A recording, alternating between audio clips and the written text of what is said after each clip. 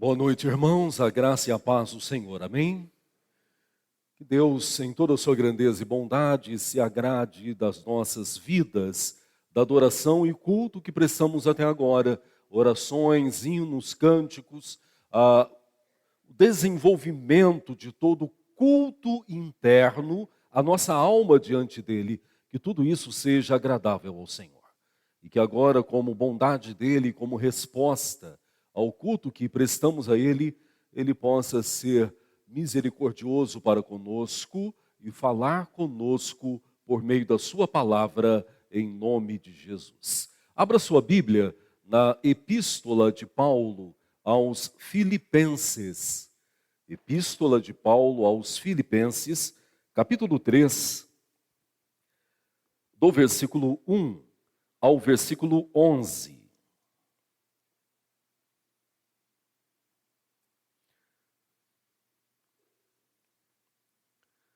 Mesmo assentados com temor e tremor diante da palavra do Senhor, que é viva, poderosa e eterna, convido-vos à leitura alternada do texto sagrado.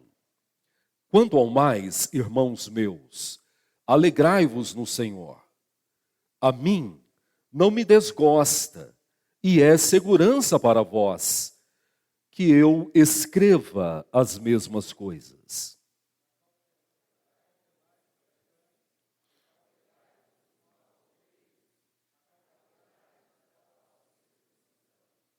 Porque nós é que somos a circuncisão, nós que adoramos a Deus no Espírito, e nos gloriamos em Cristo Jesus e não confiamos na carne.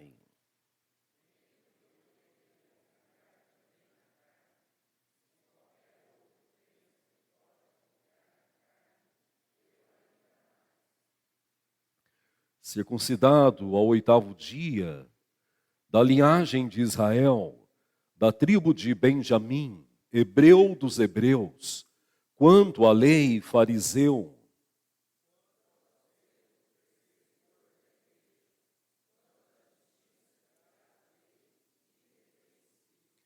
Mas o que para mim era lucro, isso considerei perda por causa de Cristo.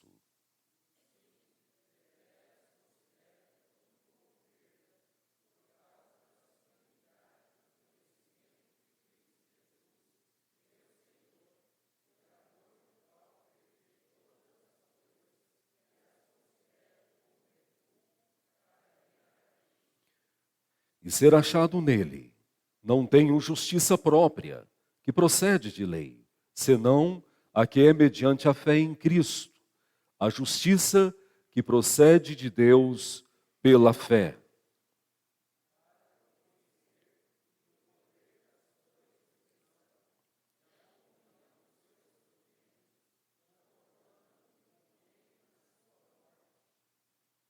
Para que, de algum modo, alcance a ressurreição dentre os mortos. Palavra do Senhor.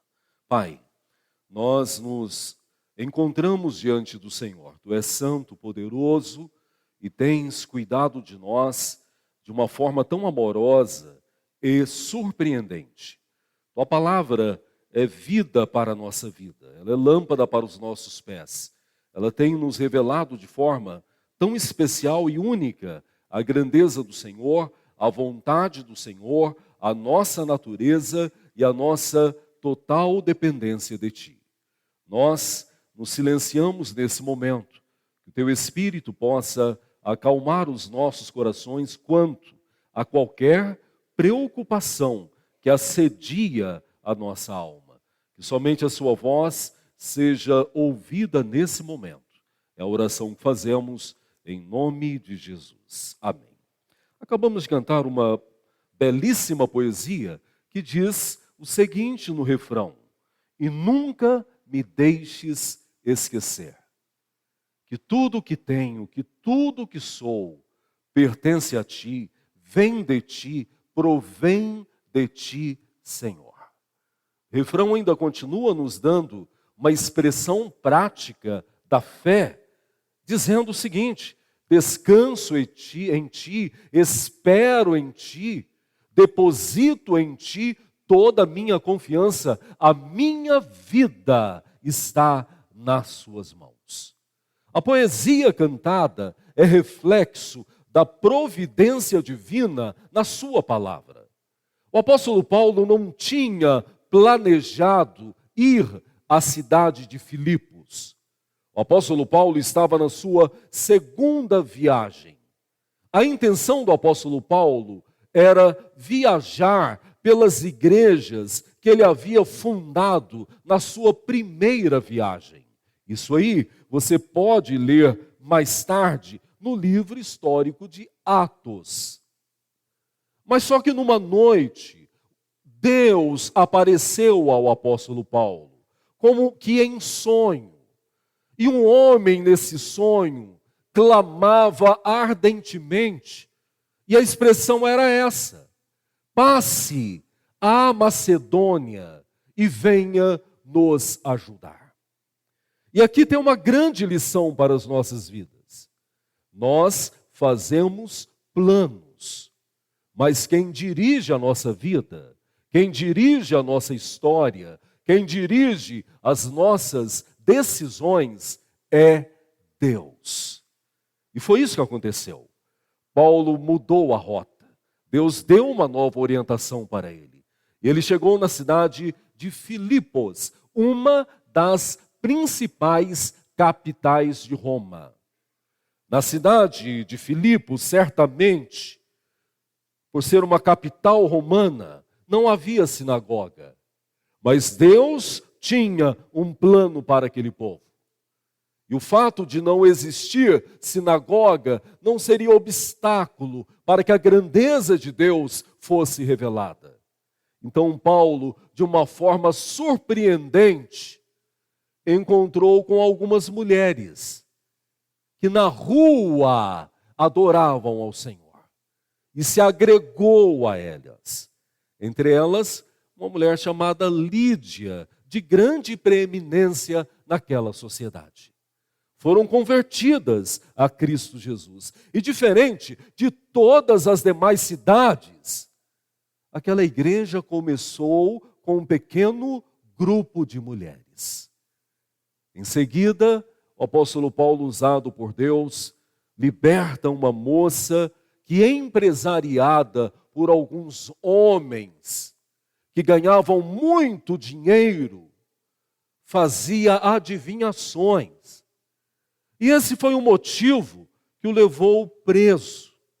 Ficou preso e todos nós lembramos da história poderosa que enquanto ele cantava, adorava o Senhor com Silas, depois de terem apanhado muito, porque entendiam que não há nada mais precioso para nós do que Cristo, do que a glória de Deus. O Senhor abalou aquela prisão, as portas se abriram e o carcereiro foi salvo e toda a sua família. Deus tem propósitos maravilhosos e que às vezes nós não conhecemos. 10 anos depois, aproximadamente, o apóstolo Paulo estava preso em Roma, numa prisão domiciliar, e recebeu a visita de Epafrodito. Isso você vai ler no capítulo 4 de Filipenses. Epafrodito foi levar donativos da igreja em Filipos. Dinheiro, certamente alimentação, roupas.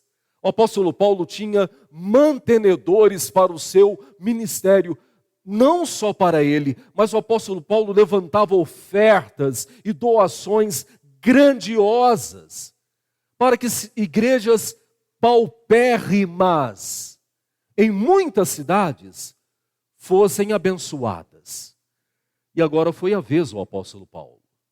Então recebeu todo aquele donativo. No capítulo 4, ele está cheio de alegria, de gratidão, mas ele dá uma grande lição para aquela igreja.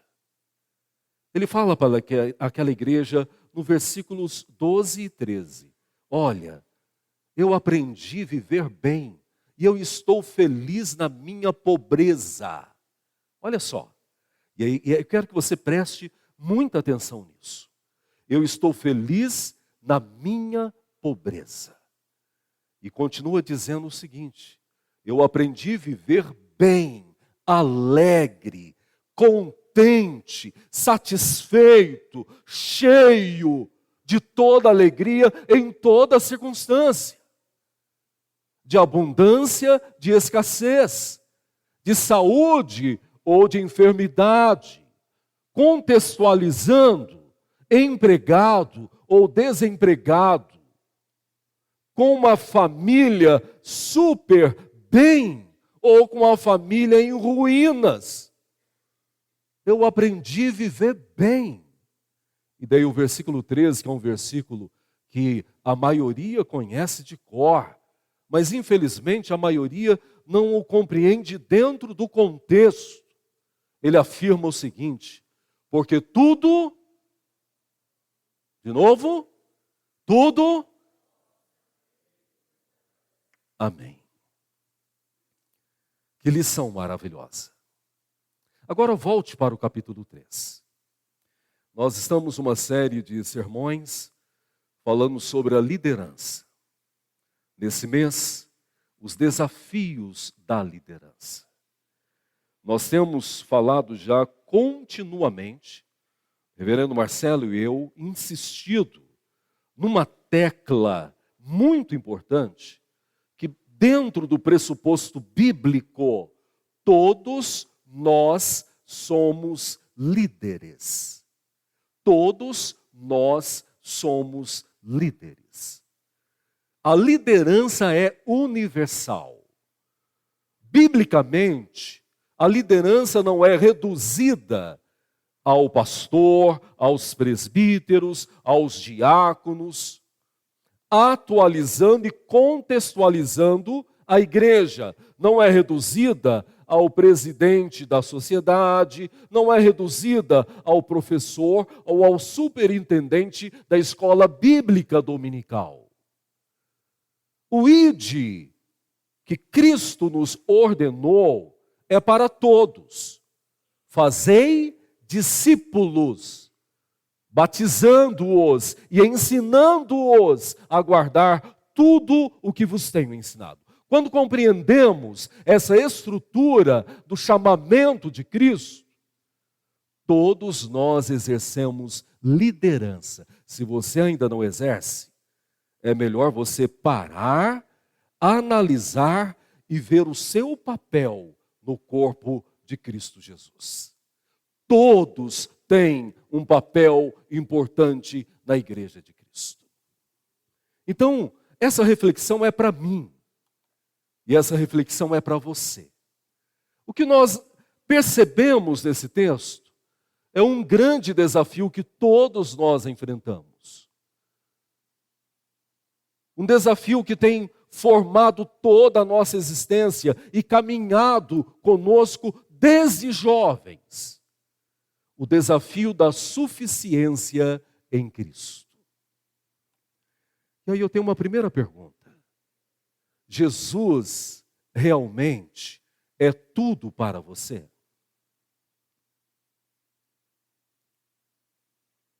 Ele é tudo para você verdadeiramente? Se você perder tudo o que Deus tem te dado de forma tão graciosa, a sua alegria, o seu contentamento, a sua satisfação ainda estará em Cristo? Vamos lembrar do contexto histórico do Antigo Testamento. Uma mulher que não podia ter filhos, Deus deu um filho para ela, e o filho tomou uma idade da adolescência para a juventude, estava no campo trabalhando com seu pai, teve uma dor de cabeça inimaginável e morreu. Ela pegou o filho, colocou no quarto do profeta, que ela e o marido haviam construído para o profeta, enquanto ele passasse por ali, e foi em direção ao profeta. Quando Eliseu a viu à distância, mandou o seu jovem ajudante, Geazi, ir em direção àquela mulher e perguntar para ela: você está bem? Eu estou bem. O seu marido está bem? Sim, meu marido está bem. E o seu filho? A resposta dela foi: tudo está bem. E ela chegou até o profeta, ela se jogou aos joelhos dele. Reclamou, porque a nossa alma dói, a nossa alma lamenta, como Jeremias é o profeta do choro. Eu não pedi nada ao Senhor, e tu me deste um filho, e agora por que o tiraste? Mas tanto para Geazi quanto para Eliseu, a resposta foi: vai tudo bem. Jó havia perdido tudo. E numa frase maravilhosa, Jó afirmou: Deus me deu tudo. Tudo pertence a Ele. E Ele tirou. Louvado é o meu Deus. Abacuque capítulo 3. Mesmo que você passe a pior crise econômica da sua vida e que você perca tudo o que você tem, Abacuque diz: eu me alegrarei no Senhor. Vou fazer a pergunta novamente: Jesus é tudo para você? Será que Ele realmente é tudo para você? O apóstolo Paulo trata com essa igreja, apontando 4 grandes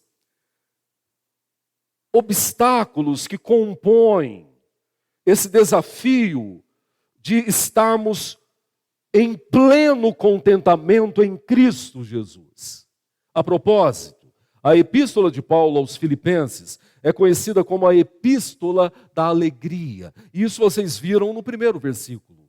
Ele fala: olha, não me cansa falar disso para vocês. Eu não estou cansado de repetir isso continuamente. Alegrai-vos no Senhor. Ele é a nossa alegria. Então está falando do contentamento que Cristo traz para as nossas almas. Mas o apóstolo Paulo aponta 4 elementos poderosíssimos no texto e que podem nos inibir e nos confundir quanto à vida com Cristo Jesus. Então é possível que eu esteja na igreja há 5 anos, há 2 anos, há 10 anos, acreditem, há 30 anos, e ainda não compreendi que Cristo tem que ser tudo na minha vida. Então, primeiramente, leiam por gentileza o versículo 2.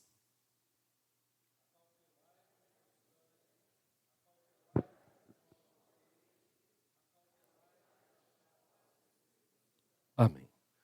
Cuidado. Primeiro elemento. Cuidado com os cães. E quem são os cães na Bíblia?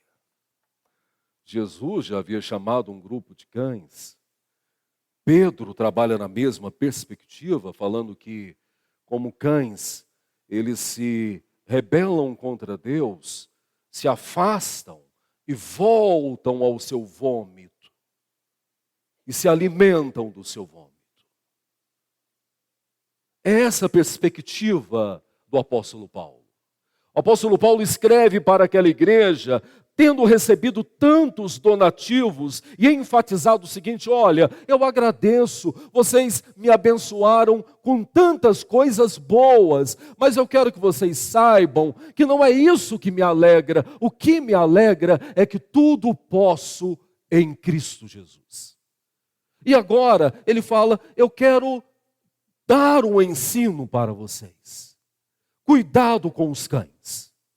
Cuidado com aqueles que caminharam entre vocês, que estiveram entre vocês, que falaram da mesma teologia de vocês, que pregaram entre vocês, mas que se afastaram do caminho e que agora voltam com pregações, com ensinos totalmente distorcidos, a fim de desviá-los do caminho do Senhor. É sobre isso que ele está falando. Quando nós olhamos para o movimento evangélico brasileiro, nós vemos isso nitidamente. Grandes pregadores de outras denominações e também da nossa denominação, Igreja Presbiteriana do Brasil, que hoje cumprem o desserviço de ensinamentos regados ao pecado. Então, tudo aquilo que pregaram no passado, apontando na palavra de Deus, apontando o pecado, agora eles falam, não tem tanto problema assim. O pecado não é tão mal assim. Lembrem-se, você é pecador. E se você é pecador, é natural que você peque. Quem aqui não lembra do Caio Fábio? Caio Fábio foi um dos maiores pregadores do mundo nos anos 90 e início do ano 2000, da nossa igreja.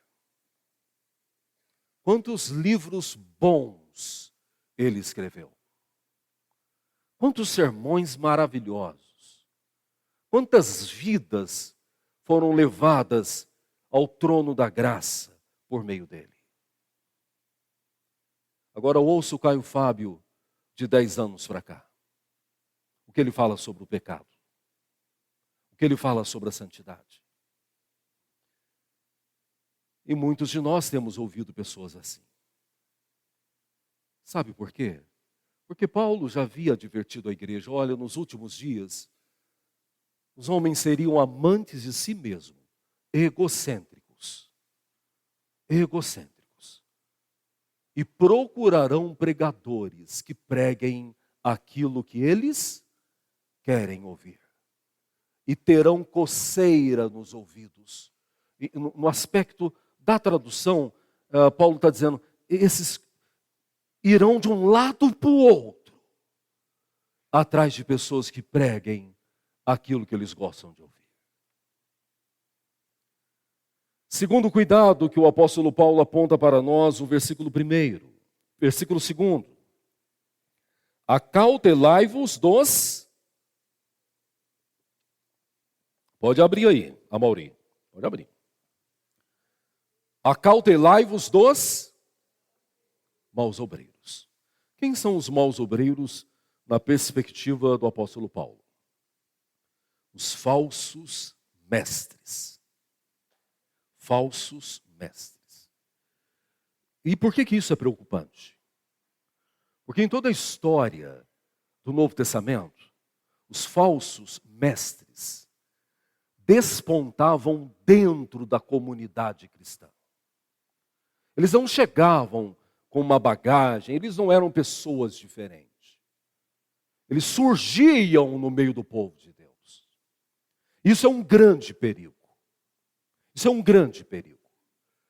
Porque há na minha natureza a tendência de ouvir tudo aquilo que alimenta a minha natureza pecaminosa.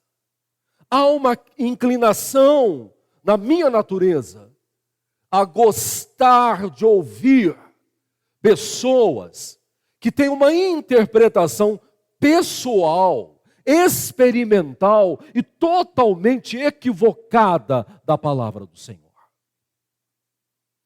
E eu preciso tomar cuidado com isso. Você precisa ter cuidado com isso. A igreja, pela bondade graciosa do Senhor, tem crescido. E como toda igreja que cresce biblicamente, ela também passa por esses desafios. Então, cuidado. Cuidado com aqueles que chegam usando a palavra, mas colocando algo totalmente reprovável pela própria palavra do Senhor. Terceiro elemento que ele aponta no versículo 2. acautelai-vos da falsa. Terceiro grupo da época foram os judaizantes. Os judaizantes não eram de Filipos. Falei no começo. Há uma grande probabilidade histórica que nessa época não haviam sinagogas naquela cidade. Exatamente pela influência de Roma e pela posição de capital que aquela cidade tinha. Tá? Então, esses judaizantes vinham de outras cidades. Como aconteceu em outros momentos com o apóstolo Paulo. O apóstolo Paulo pregava e esses judaizantes estavam no encalço dele. Chegavam e diziam assim, olha, ele não tem autoridade. Ele não é apóstolo coisa alguma. Ele está enganando vocês. Porque Paulo falava que Cristo é o bastante. Que Cristo é o suficiente. Que nós não temos nenhum poder para cooperar na salvação. Que Ele salva pela graça de Deus derramada em nós. E aí os judaizantes diziam o seguinte, não, Jesus pode até salvar.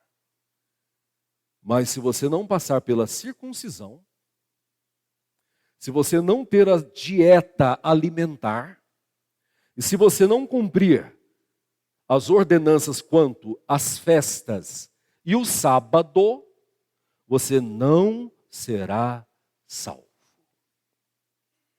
E nós temos isso nos dias de hoje também. Pessoas que falam que Jesus salva, sim, mas que você tem que dar dinheiro. Jesus é bom, Jesus salva sim, mas você tem que cooperar para essa salvação, porque você tem que lutar por ela, como se fosse uma conquista. Vocês talvez já ouviram pessoas dizendo, eu estou lutando para ser salvo.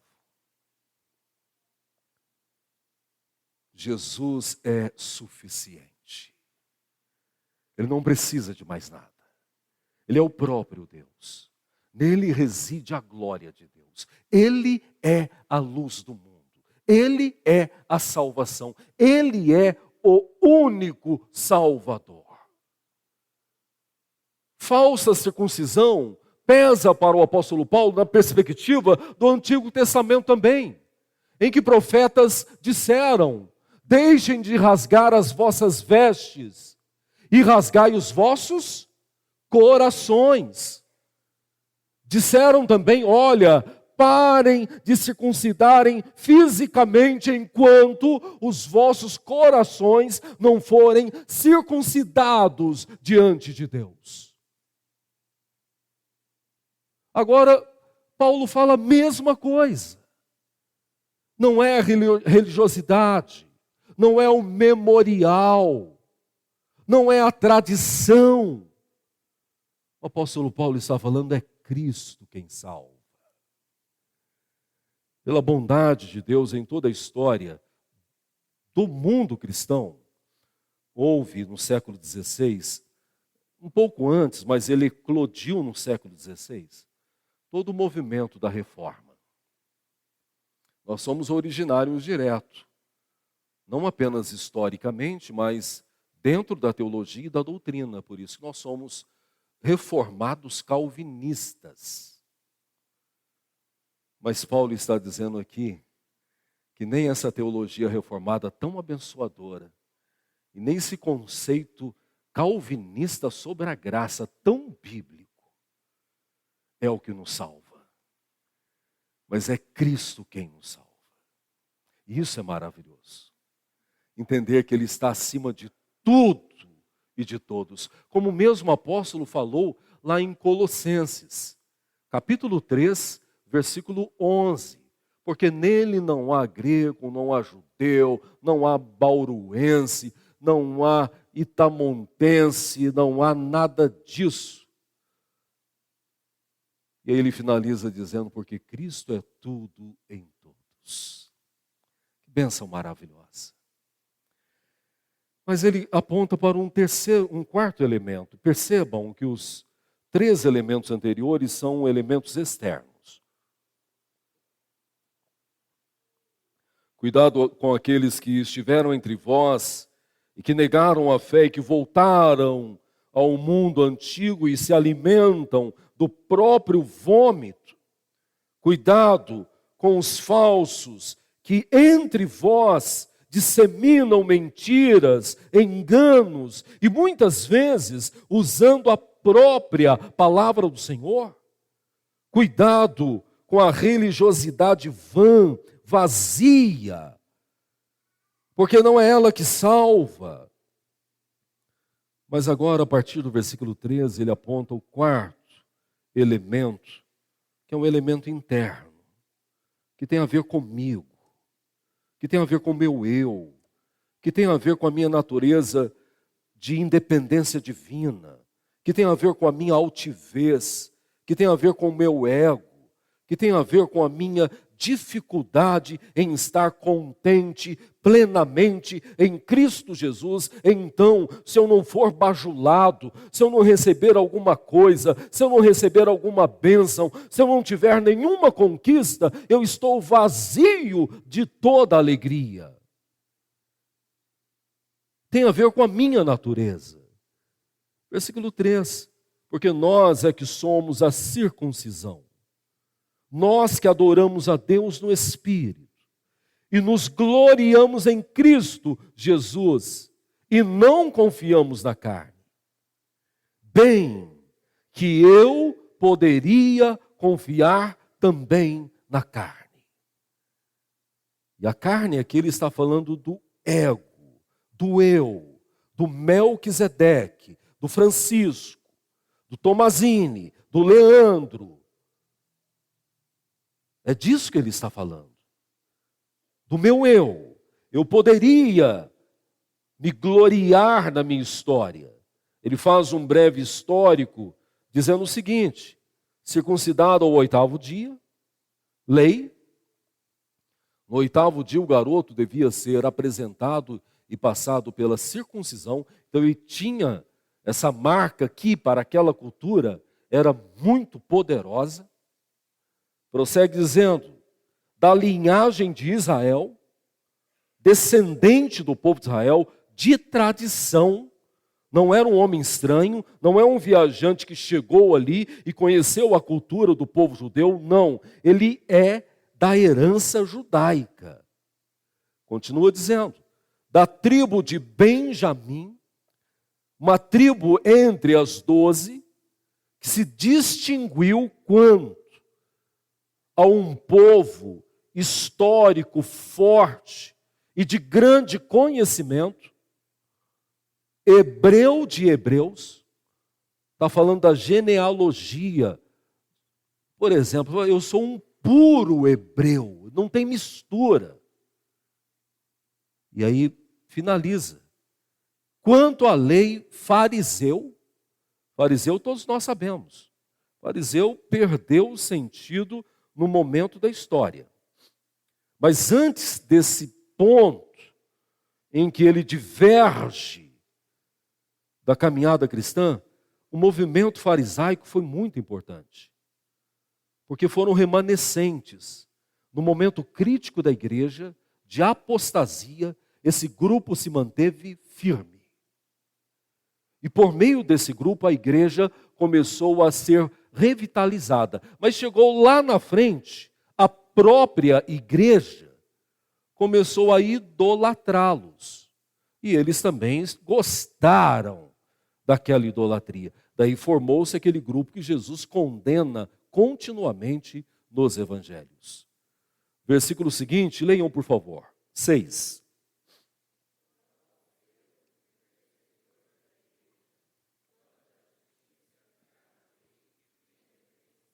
Pronto.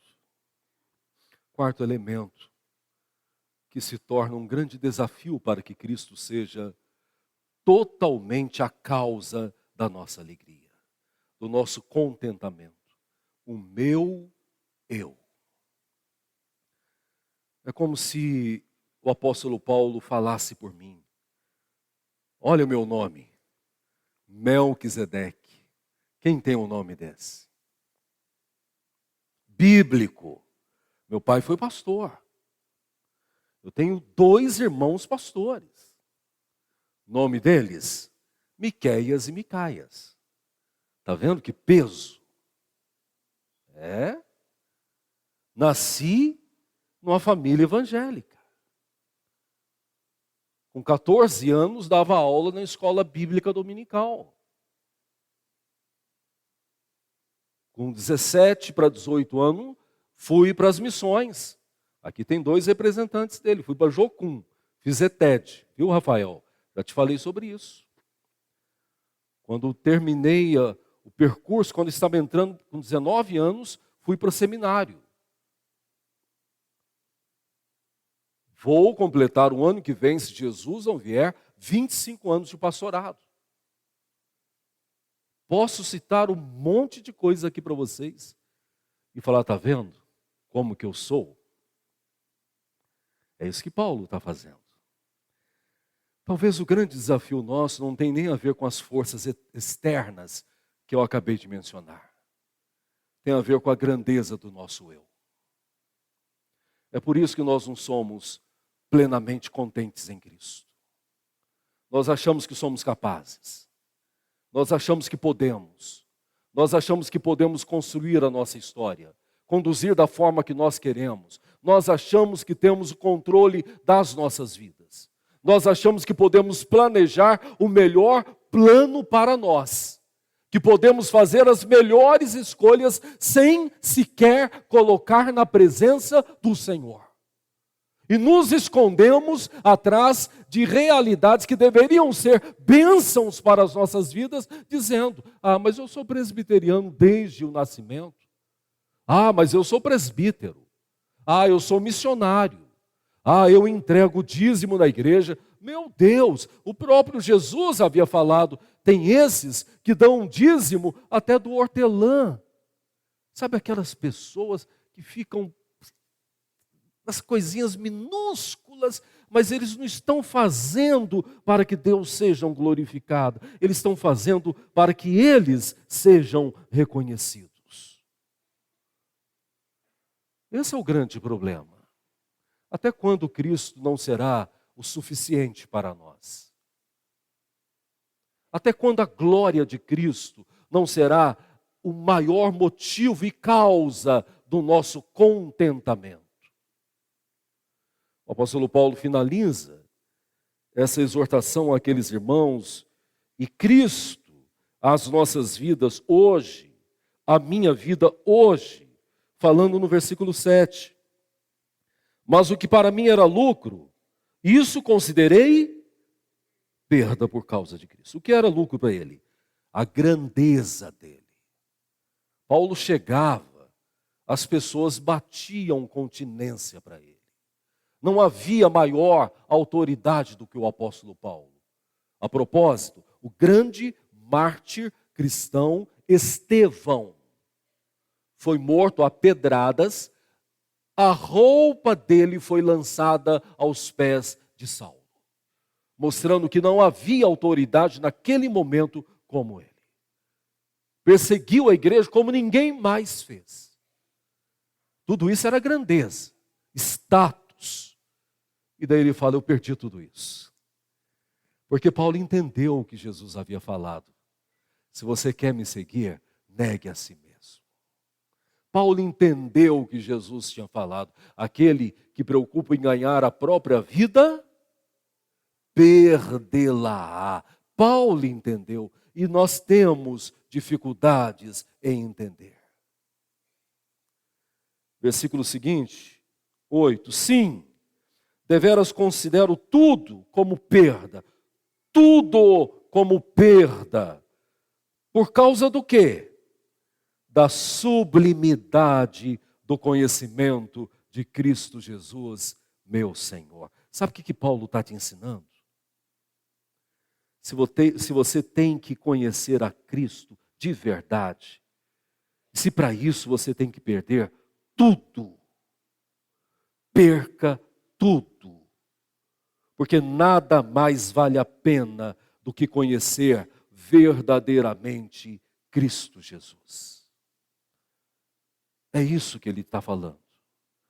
Ainda no versículo, por amor do qual perdi todas as coisas, e as considero refúgio. Sabe o que é refúgio? Aquilo que não presta. Tá? Semana a gente fez lá um prato diferente lá, e daí desses pratos diferentes sempre tem, por exemplo, vai fazer um curau de verdade, ou algo semelhante, sobra aquela borra e você joga fora. É refúgio, é aquilo que não serve para a sua receita, não presta, é lixo. Você está pronto para falar isso? Eu estou pronto para falar, Senhor, se o Senhor não for a supremacia na minha vida, o gozo maior da minha existência, a alegria total do meu ser, a causa da minha esperança, tudo para mim não passa de refúgio, de lixo, nem reciclável é aquilo que não tem finalidade para nada. E finalizando, querida igreja, versículo 9, então ele ganha Cristo, é o maior ganho que você pode ter, e ser achado nele. Você já parou para pensar nisso? Eu tenho um Cristo na minha vida, mas você já se encontrou nele? Você sentiu a natureza de Cristo em você? Você já passou por isso? Não estou falando de algo estranho, não, estou falando algo da Bíblia. O próprio apóstolo também em Romanos trabalha sobre a graça de Cristo em compartilhar conosco a sua natureza. Você já sentiu isso? Se não sentiu ainda, você precisa buscar isso. Versículo 9, senão aqui é mediante a fé em Cristo, não é conforme a minha justiça, eu não mereço nada, eu sou pecador, eu sou falho, se depender de mim, eu caminho a passos apressados para o inferno. Dependeu da graça, da justiça divina, da bondade do Senhor. Finalidade, versículo 10, leiam por favor.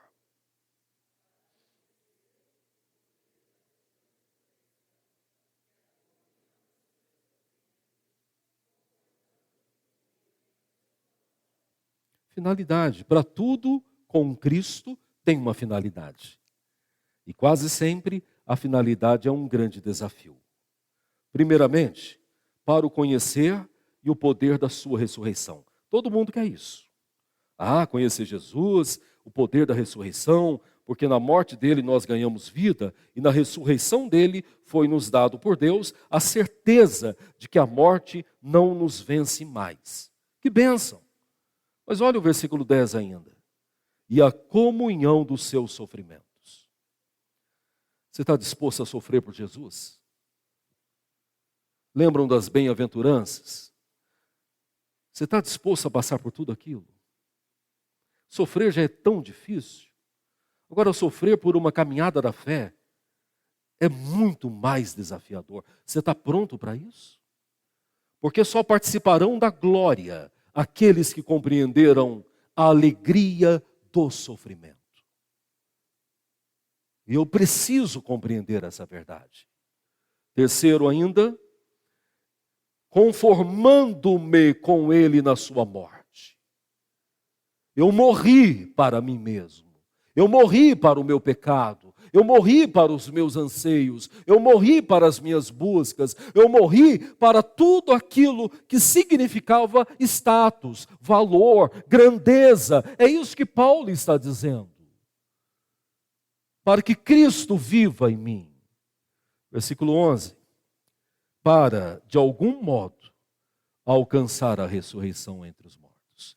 Qual é a sua esperança? Se a sua esperança é a ressurreição dentre os mortos, então Cristo tem que ser o maior motivo da sua alegria. Que Deus nos abençoe e que nós tenhamos os cuidados externos, mas principalmente que tenhamos o cuidado conosco mesmo, porque a nossa natureza egocêntrica, altiva, arrogante, tem sido um grande obstáculo para que Cristo seja a causa principal do nosso contentamento. A Ele toda a honra, toda a glória pelos séculos dos séculos. Amém. Obrigado, Pai, pela Tua palavra poderosa de exortação. Não poderia ser diferente, porque nós somos ainda pecadores. Redimidos, não somos escravos do pecado, mas ainda inclinados à prática pecaminosa.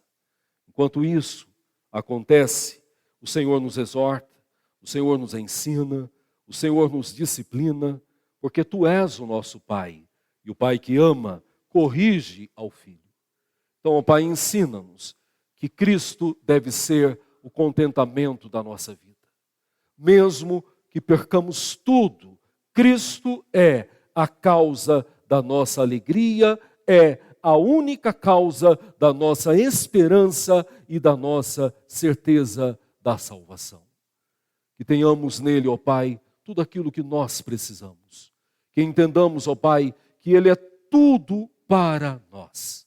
Guarda-nos em Ti, de maneira que nenhum fator externo, apontados pelo apóstolo Paulo nesse texto, possa ser tentador aos nossos ouvidos. Mas guarda-nos principalmente quanto a nós mesmos. Diminua-nos para que a grandeza do Senhor seja vista. Pai, faça o que tiver que fazer para que nós possamos chegar ao pleno conhecimento de Cristo Jesus.